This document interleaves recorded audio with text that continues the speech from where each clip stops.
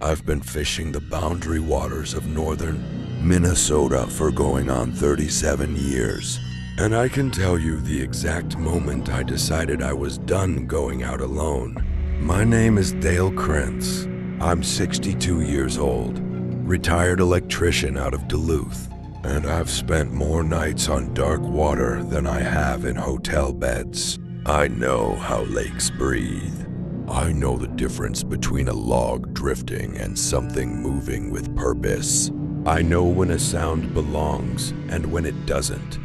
The night I'm about to tell you about, that was a sound that didn't belong. It was late September, maybe 4 years back. My fishing buddy, a guy named Warren, who I'd known since we were in our 30s, had to back out last minute. His wife had a health scare. Nothing serious in the end, but enough to keep him home. I should have stayed home too. Instead, I loaded up my 14-foot aluminum boat and drove 2 hours north to Crane Lake, just inside the Boundary Waters canoe area in Minnesota. If you've never been up there, picture water so dark it looks black after 6 in the evening, surrounded by nothing but pine and granite. Cell service disappears about 30 minutes before you get to the water. That's not an exaggeration. That's just how it is up there, and I'd always loved that about the place. I put in around 4 in the afternoon. Figured I'd fish the western shoreline until about 9, then camp at the small established site near the boat launch. Weather was cold and calm. Classic Minnesota. Fall.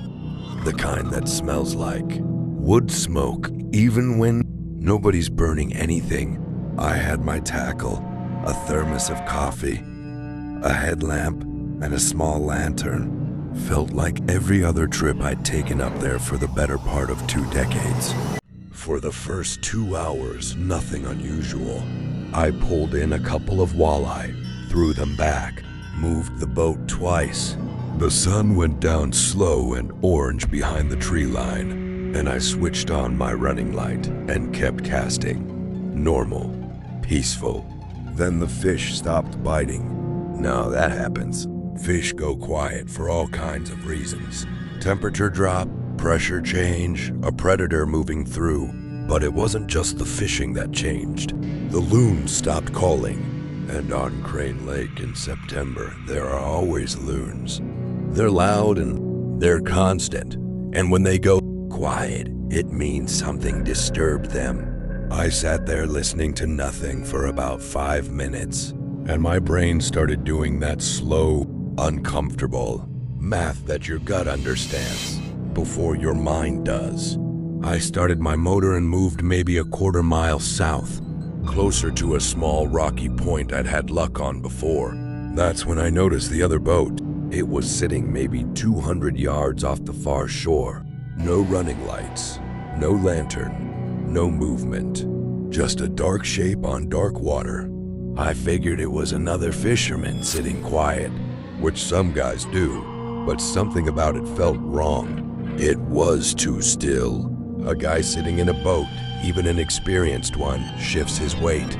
The boat rocks a little. This thing was dead flat on the water, like it was empty. I watched it for a while. Nothing moved.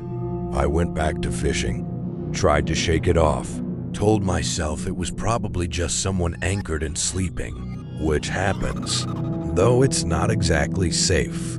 I poured some coffee and decided I'd give it another hour before heading in. About 40 minutes later, I heard something hit the side of my boat. Not hard, not like a rock, more like a slow, deliberate knock. One knock, then silence. Then one more. I shone my headlamp over the side. Nothing. Black water. Some kind of debris, maybe. A branch. A dead fish. I sat back down and tried to convince myself of that. And that's when I noticed the other boat had moved. It was closer now. Maybe 150 yards. Still no lights. Still no sound of a motor.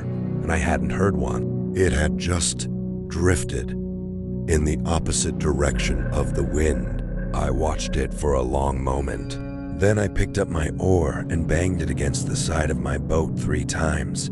The kind of thing you do to signal another boater, to say, "Hey, I see you, I'm here." An acknowledgement. Any fisherman on that lake would have responded. A flashlight wave, a shout, anything. Nothing. I started my motor.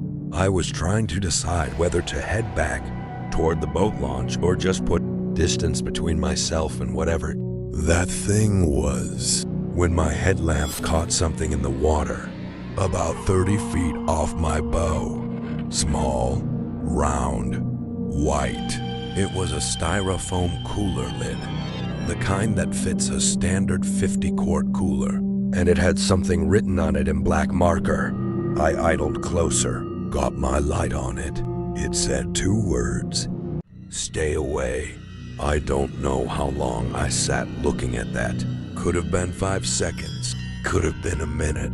My whole body went cold in a way that had nothing to do with the air temperature. When I looked up, the dark boat was inside 100 yards. I don't remember making a decision. My hand just went to the throttle and I pushed it as far as it would go. I ran that boat back toward the launch site without looking back more than twice. The second time I looked, I couldn't see the other boat anymore, which somehow was worse. I got to the boat launch, loaded my trailer faster than I ever have in my life, and drove out of there. I didn't stay the night. I didn't stop until I hit a gas station on Highway 53 that had lights and a clerk inside. I called the St. Louis County Sheriff's Office the next morning and told them what I'd seen. They sent a patrol boat out to check the lake. 2 days later, a deputy called me back. They found an abandoned aluminum boat in a cove on the east side of the lake. No registration numbers, no gear, no identifying information. No sign of who it belonged to or how long it had been there. They never found anyone connected to it. I still think about the cooler lid, whether it was meant for me or someone else, or whether I walked into the middle of something I was never supposed to see. I think about that knock on the side of my boat and what it would take for a person in dark water to reach up and do that without making another sound. I still fish. I've got too many years in to quit, but I haven't been back to Crane Lake, and I don't go out alone anymore, and I sure as hell don't go out after dark. Some nights I wake up and I can still hear that knock. One, then silence, then one more, and whatever was on the other end of it, I'm grateful I never found out.